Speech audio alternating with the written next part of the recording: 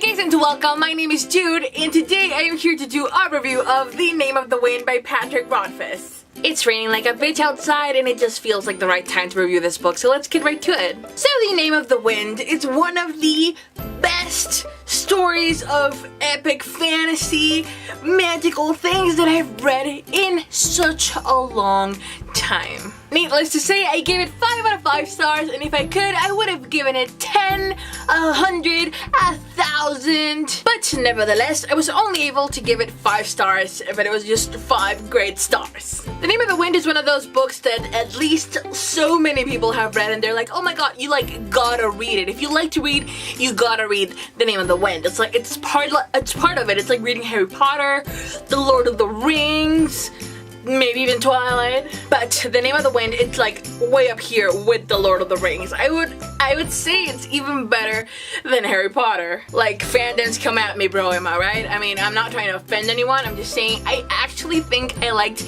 The Name of the Wind way better than Harry Potter. And then I saw this meme that was just so funny where it was like, oh my god, you think Harry Potter had a tough childhood? Wait till you meet Cavolt. Cavolt being the main protagonist of The Name of the Wind. And it was just a bomb-ass novel. It was just a really great story, and I'll just tell you why. I'm not really going to get into details as to what the story is about because it would be a really long video, but I will tell you like the essence as to why it's such a great, unique story. Now, in epic fantasy or books of the same genre, you usually have a main character and you follow a certain period of his life. Like, there's a certain time frame that you follow him through. That's the adventure. That's the quest. Now, the other scenario, which is similar to The Name of the Wind, it's when the protagonist is like in the present and he's telling you about the past. You're going to the past with the character and seeing a certain time period in his past. The Name of the Wind follows a similar storytelling way type of thing where Cavolt is living his present as a mediocre grown man who is now the owner of a small town inn, and he is telling the story of his life to his apprentice and to a storyteller that's passing through town. Now, for this, you must know that Cavolt was the baddest, bitches, motherfucking wizard of all time. Like, he grew up to become the best wizard ever, and by some circumstances or whatnot, he became the mediocre man of the inn. We don't know how that happened, but we do know that he was a really bad bitch wizard. So he is narrating the story of his past and how he became said wizard. But the thing is that the story is told in detail, in thorough detail. You read about Cavolt's childhood, how he was as a kid, then how he was as like a preteen, then as a teen, then as a sort of like adult, young adult. And it's not like short flashbacks where he's just telling certain tales. No, you read about that in detail. It's like, it's a good chunk. Each part of his life, it's a good chunk. I had never read so much detail about a character's life, and you still don't know how he became the biggest, baddest wizard of all time. And I already read the second book, and believe me, they still don't tell you how that happened. Now, my cat also liked The Name of the Wind. Okay, you didn't. Okay, fine. It's fine. So The Name of the Wind is basically just this huge story of the life of a man. Of course, an extraordinary life, but you read about the difficulties in his childhood, when he was poor, how he got into university, how his years in university have been going. Through the second book, you're still reading about his university years. So in a way, you could say it's a slow-paced book because I mean, I'm in the second book and I haven't seen how he becomes a great wizard, and like, you don't see nothing. You don't know how he became the man of the inn.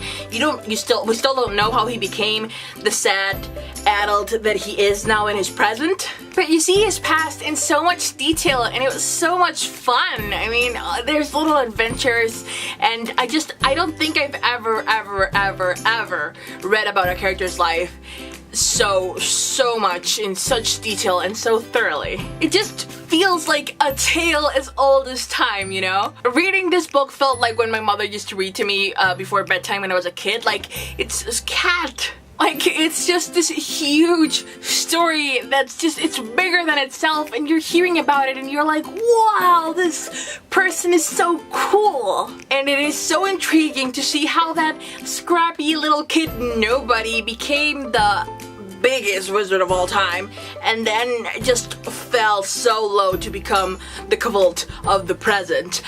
So I'm so excited to read the third book. I cannot wait. And I can just say I've been enjoying the story so much. It's been such a joy to read. And the main thing of the book, it's actually going into the past and seeing how things went.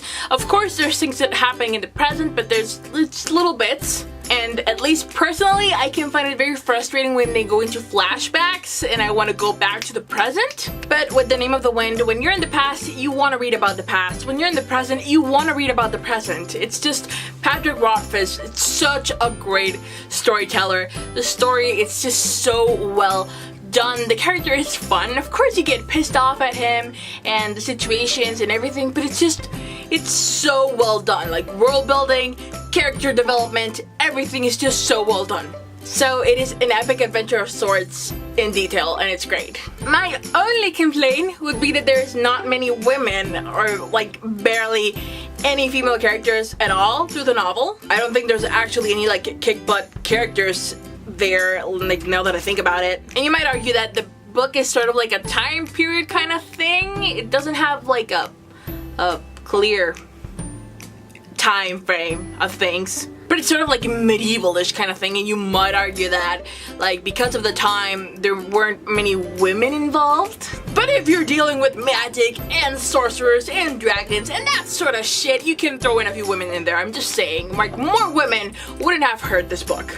But all in all, The Name of the Wind is such a great book that I highly recommend to you. You should read it. It's such a fun, enjoyable time. And I will not be making a review for The Wise Man's Fear because I read them both like one after the other and they sort of like mash up in my brain and I'm not sure where one starts and the other ends. And anyways, my opinion on both of them is the same. They were great books. I just highly recommend it.